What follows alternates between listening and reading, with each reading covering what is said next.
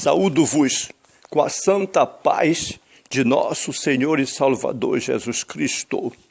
Lições da Bíblia para a classe jovem com o pastor Sócrates Penafort Fadu, ex-aluno da Faculdade Teológica das Assembleias de Deus em Pindamonhangaba, São Paulo, secretário de missões e professor da Escola Bíblica na Igreja Evangélica Assembleia de Deus, SEMEADAP, na cidade de Tartarugalzinho, no estado do Amapá, na região norte da República Federativa do Brasil, sob os cuidados pastorais do reverendo Josias Dias Fonseca.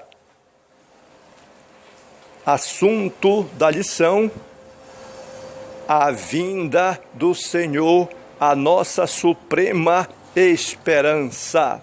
Lemos em 2 Pedro, capítulo 3, versículo 9. O Senhor não retarda a sua promessa, ainda que alguns a têm por tardia, mas é longânimo para convosco, não querendo que alguns se percam, senão que todos venham a arrepender-se. Precisamos compreender que, embora os descrentes zombem da promessa da volta de Jesus Cristo, os cristãos confiam na sua promessa e aguardam esperançosamente a sua vinda. Estamos chegando agora ao final da segunda carta de Pedro e também do nosso trimestre. Antes de concluir a sua epístola, o apóstolo desperta o ânimo dos seus leitores, fazendo-os lembrar da gloriosa volta de Jesus Cristo. Se na sua primeira carta Pedro incentivou que os cristãos tivessem esperança no meio das provações, nesta segunda ele conclama a igreja a manter sempre viva a esperança futura, a despeito daqueles que desdenham da promessa de Cristo. Isso porque o retorno do Filho de Deus em poder e grande glória é a nossa suprema esperança. Logo, estudaremos nesta lição com oração. Pedimos ao Espírito Santo que faça arder dentro de nós o forte anseio pelo retorno de nosso Senhor e Salvador Jesus Cristo. Precisamos manter na pauta esta visão para a glória de Deus e para a nossa felicidade. Ponto número 1, aqueles que zombam da vinda de Cristo são os escarnecedores dos últimos dias, e Pedro previne os seus leitores de que nos últimos dias viriam escarnecedores andando segundo as suas próprias concupiscências. Últimos dias é uma expressão bíblica que alude ao período que começa com a ressurreição de Jesus Cristo e se estenderá até a sua volta, quando estabelecerá o seu reino e julgará toda a humanidade. Neste intervalo, segundo as Escrituras, muitos rirão da verdade, num tempo marcado pela multiplicação da iniquidade. Vivemos neste período em que os escarnecedores estão avançando cada dia mais, mas ou eles se convertem ou irão ter uma surpresa muito decepcionável para a sua própria vida. O raciocínio herético está no meio da humanidade. Então Pedro aqui faz na sua indignação de Pedro era porque os hereges estavam zombando da doutrina da volta de Jesus, brincando com a esperança futura dos crentes. Eles questionavam acerca do cumprimento da promessa da vinda de nosso Senhor e Salvador Jesus Cristo, falando: onde está a promessa da sua vinda? Muitas pessoas ainda hoje estão fazendo o mesmo, mas a pergunta maldosa queria dar a entender o seguinte: se Cristo não tinha vindo até aquele momento, ele nunca mais o faria. Isto eles questionam porque pensam que é como eles pensam, mas não é assim. A palavra de Deus é viva e eficaz e ela determina que todos devemos comparecer diante do Senhor. Com isso, estavam dizendo que a palavra de Jesus não era digna de confiança. Por séculos, o inimigo tem procurado ofuscar a veracidade da palavra de nosso Senhor e Salvador Jesus Cristo. Raciocínio idêntico é disseminado em nossos próprios dias, não somente entre os crentes, mas até mesmo entre alguns círculos cristãos que interpretam as Escrituras de maneira não ortodoxa, não crendo que Jesus retornará. O argumento falacioso, esse argumento falacioso já estava existindo naquela época em que os homens estavam vivendo na face da terra. Como é de costume, os falsos mestres apelavam a um argumento falacioso, algo que tem aparência de verdade, mas no fundo é uma enorme mentira.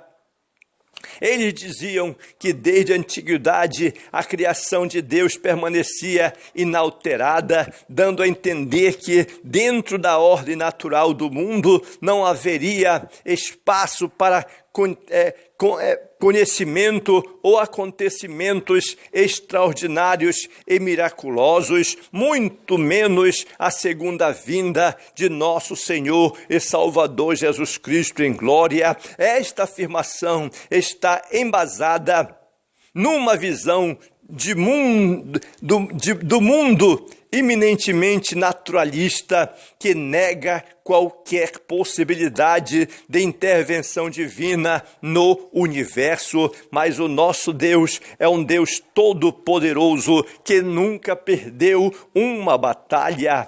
2. O ponto de número 2, a certeza da vinda de Cristo.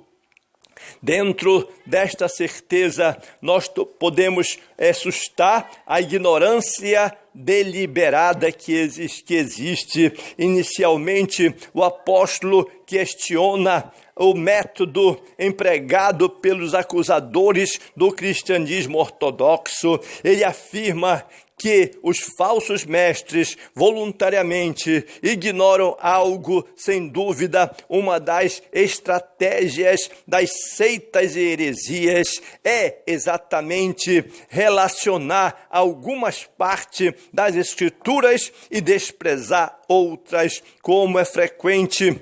Tomam passagens bíblicas isoladas e fora do seu contexto para dar credibilidade às suas falsas doutrinas. O servo de Deus deve estar preparado para refutar este método interpretativo das Escrituras Sagradas. O Criador e Juiz é o nosso Deus. Para promover a veracidade da promessa divina, Pedro apresenta 2 argumentos bíblicos históricos irrefutáveis, os quais são ignorados por aqueles que zombam da fé cristã. São eles a criação do mundo pelo poder da palavra de Deus e o julgamento diluviano. Tais exemplos evidenciam o poder do Criador e o cumprimento fiel à sua promessa ao julgar os ímpios e salvar os justos. Noé e a sua família ali estavam recebendo a bênção. Somos lembrados de que Deus não criou o mundo e o abandonou à própria sorte, como defende o deísta. Pelo contrário, Deus está cuidando do seu povo. Jesus disse: meu Pai trabalha até hoje e eu trabalho também. A promessa não retarda, na verdade. Até mesmo alguns crentes indagam o motivo da demora do retorno do Rei dos Reis e Senhor dos Senhores. Por isso, aqui no verso 8, nesse verso 8 do capítulo 3 de 2 Pedro, Pedro direciona uma palavra de ânimo e esperança aos amados irmãos. São 3 verdades bíblicas que todo crente deve guardar em seu coração. Primeiro, o tempo de Deus é diferente do nosso. Um dia para o Senhor é como 1000 anos, e 1000 anos como um dia. Segundo, a promessa de Deus não está atrasada, como muitos creem. O Eterno é soberano e trabalha de acordo com o calendário dele. Ter fé implica confiar que Deus está conduzindo o curso da história da melhor maneira, não sabendo que, por exemplo, a nós, não cabendo qualquer um de nós a duvidar ou questionar os seus desígnios. Terceiro, o Senhor é longânimo e está dando a oportunidade para que os pecadores se arrependam. Ele deseja que todos os homens sejam salvos e venham ao pleno conhecimento da verdade. Terceiro ponto, preparando-se para a vinda do Senhor. Preparando-se é estar em alerta, preparando-se é manter uma conduta e preparando-se é manter a nossa responsabilidade. O alerta está aqui, uma vez que a vinda do Senhor é certa, resta ao crente ter uma vida diligente, aguardando o glorioso dia do Senhor, que virá como ladrão de noite. Essa expressão alude à surpresa e à rapidez de um acontecimento inesperado, tal qual a ação do salteador noturno. Ela será brusca, repentina. Pedro está se lembrando das palavras do Senhor no Sermão da Montanha, quando promete voltar como um ladrão de noite. Somente os incrédulos e desviados ou desavisados serão surpreendidos no dia da volta do Senhor. Os crentes, porém, apesar da surpresa do momento, não estarão desprevenidos, pois vivem como se o Senhor pudesse voltar a qualquer instante. No abrir e fechar de olhos, são como as virgens prudentes que, além das lâmpadas acesas, levaram azeite consigo, preparando-se para a chegada do noivo, mantendo uma conduta. Aguardar a volta de Cristo não é uma atitude de mera passividade. Tal expectativa requer uma postura vigilante e santa. Enquanto ansiamos os nossos os novos céus e a nova terra, somos instados a viver neste mundo incontaminados e irrepreensíveis. Fica evidente e contraste entre os crentes que aguardam a volta de Jesus e os ímpios que desdenham do seu retorno glorioso, enquanto os cristãos são aconselhados a viverem de maneira santa e piedosa, os ímpios são ensinados a procederem de modo imoral, sem nenhum tipo de obediência. Isso demonstra que as crenças de uma pessoa acerca das coisas futuras definem o modo como ela vive nesta terra. Aqueles que não acreditam em julgamento e vida futura vivem com base no lema aproveite o momento. Enquanto isso, aqueles que acreditam que devem prestar contas ao Criador, o qual julgará todo ser humano, vivem a vida presente em santidade, em temor, em propósito, em confiança e em comunhão com Deus. É uma vida feliz segundo o propósito de Deus. A nossa responsabilidade deve ser mantida. Uma vez mais, Pedro deixa transparecer em sua carta a responsabilidade humana para que nós possamos manter esta vida. A responsabilidade do cristão em relação à sua chamada e vida espiritual. A respeito dessa passagem, precisamos ter na pauta que existe uma óbvia impressão de responsabilidade humana fluindo através das cartas de Pedro. Embora Deus seja aquele que faz promessas preciosas e embora recebamos seu divino poder e chamada, a responsabilidade é acrescentada ao elemento divino. Uma vida moral e ética não se adquire instantaneamente após a conversão. Antes, é um modo de vida consistente e cotidiano, alcançado gradualmente. Precisamos todo dia estar aprendendo do Senhor. Logo, Pedro conclui sua segunda carta, admoestando os crentes a se precaverem contra o engano dos homens abomináveis. Para tanto, diz, para crescerem na graça e conhecimento de nosso Senhor e Salvador Jesus Cristo.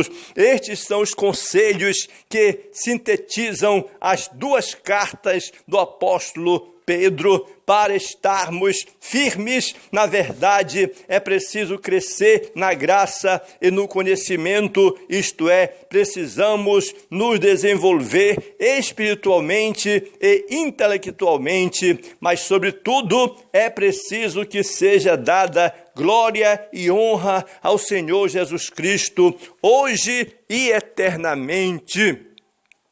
Jesus Cristo é o único Salvador do mundo.